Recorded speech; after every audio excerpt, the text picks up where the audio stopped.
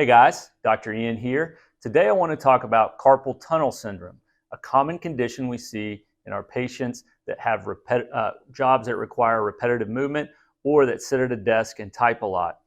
So carpal tunnel is a condition caused by entrapment or compression of what's called the median nerve as it goes through an area called the carpal tunnel. So it has to go through an area as it enters the hand with all the tendons that control your fingers. And at times, a thickening of the band it runs underneath can cause some compression of the median nerve. And what will happen is you'll start to have some symptoms in the thumb, index, middle, and then you can't even have it out in the inner part of your ring finger. And so a lot of times you'll have tingling in that area. You might have pain or burning.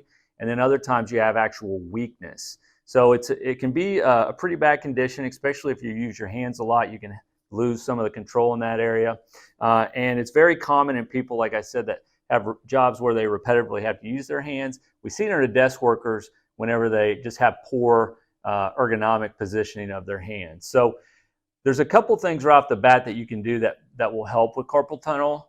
Typically wrist braces that you sleep in and you can put on throughout the day to give your wrist a break actually help. And then there's some really good stretches and exercises that I'm going to show you today. What I want to do first is give you a couple quick orthopedic signs or tests that you can do on your own to see if it's actually coming from compression of the median nerve at the wrist. Because what can happen is it can actually be happening further up into the arm, and it can actually be coming from the neck. So a lot of times we have patients come in that think they have carpal tunnel.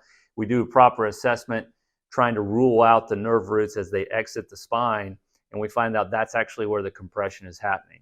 But these two tests are going to be easy things you can do at home to see if it's actually happening here. So what you'll do for the first one is called Tunnel sign. You're going to get your fingers and you're just going to tap right in that area. And so by tapping there for 20 seconds to 30 seconds, what we want to see is, do you have an increase in symptoms in your thumb and the fingers or the area of your hand, whether it's burning, tingling? Does that increase as you tap it? That would show a sign that that median nerve is not happy, and it's happening closer down to the wrist and not necessarily in the neck. The other sign is called phalanx, and that's where you put the back of your hands together. And we would hold this position for 60 seconds. And if you have an increase in symptoms again, it's a good sign that it could be coming from actual carpal tunnel compression at the wrist. So now I want to give you, if those things were positive or you're suspicious that you might have carpal tunnel, I'm going to give you some easy stretches to work on at home to see if they'll help.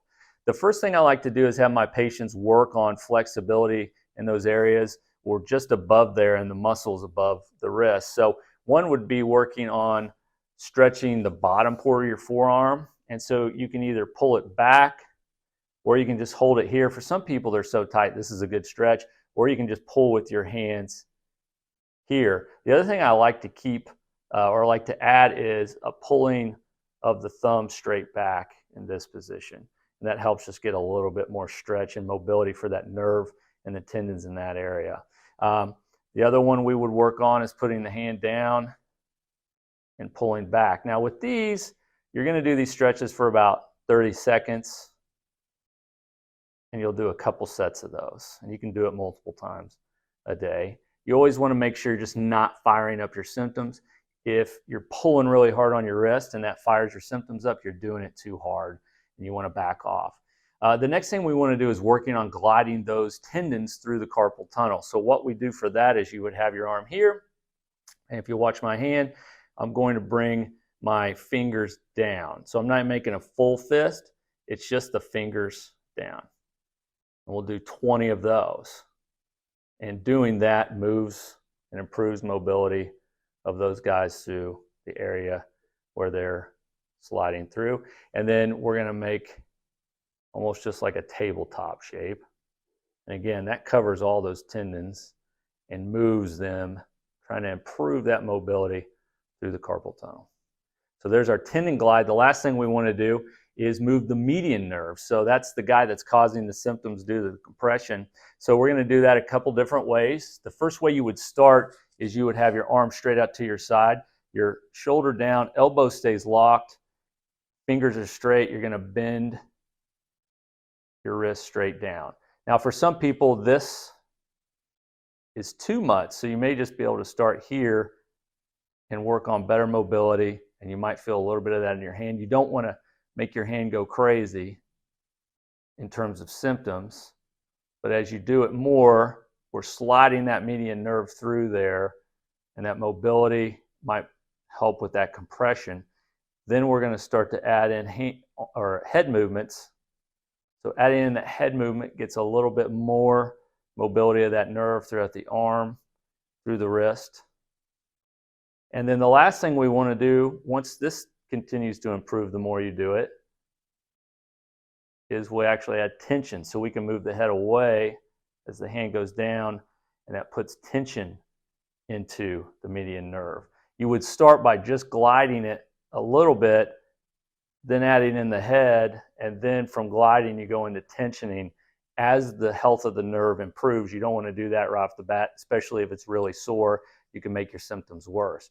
So that's a glide that we transition, and then we add in tensioning down the road when you're feeling better. And typically you can, with those sets of the glides, you do 10 to 15 movements of those, and you can do a few sets throughout the day and monitor your symptoms afterwards and see if that improves. So there you have it, a couple easy orthopedic tests that you can try and some good stretches and exercise. Hopefully these help, and I'll talk to you soon.